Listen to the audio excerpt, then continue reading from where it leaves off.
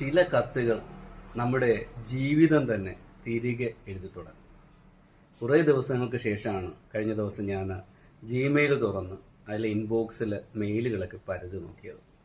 ആ കൂട്ടത്തിലാണ് ഒട്ടും പ്രതീക്ഷിക്കാതെ അവിടെ ഒരു വായനക്കാരിയുടെ ഇമെയിൽ വന്ന് കിടക്കുന്നത് കണ്ടത്. ഒരു കുഞ്ഞു മെയിലാണ്, വളരെ കുറച്ച് വാക്കുകൾ മാത്രമേ ഉള്ളൂ.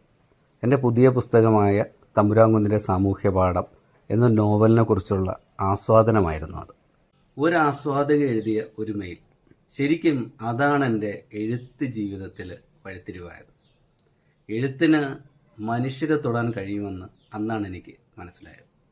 നമ്മളൊരു കത്തെഴുതുമ്പോൾ ചിലപ്പോൾ ആ കത്ത് മറ്റൊരു മനുഷ്യൻ്റെ ജീവിതത്തിൽ തെളിച്ചമായി മാറും എന്നും ആ ഒരൊറ്റ മെയിലിലൂടെ എനിക്ക് മനസ്സിലായി. എൻ്റെ പുസ്തകങ്ങൾ വായിച്ചവരോട്, പുസ്തകങ്ങൾ വായിച്ച് അതിന് ആസ്വാദന കുറിപ്പുകൾ എഴുതിയവരോട്, ശരിക്കും നിങ്ങളാണ് എന്നെ എഴുത്തിൽ ഉറപ്പിച്ച് നിർത്തുന്നത്. ശരിക്കും ഞാൻ എഴുതിയതൊന്നുമല്ല എൻ്റെ ജീവിതം മാറ്റിയത്. ഞാൻ എഴുതിയതെല്ലാം വായിച്ച വായനക്കാരാണ് എൻ്റെ ജീവിതം മാറ്റിയത്.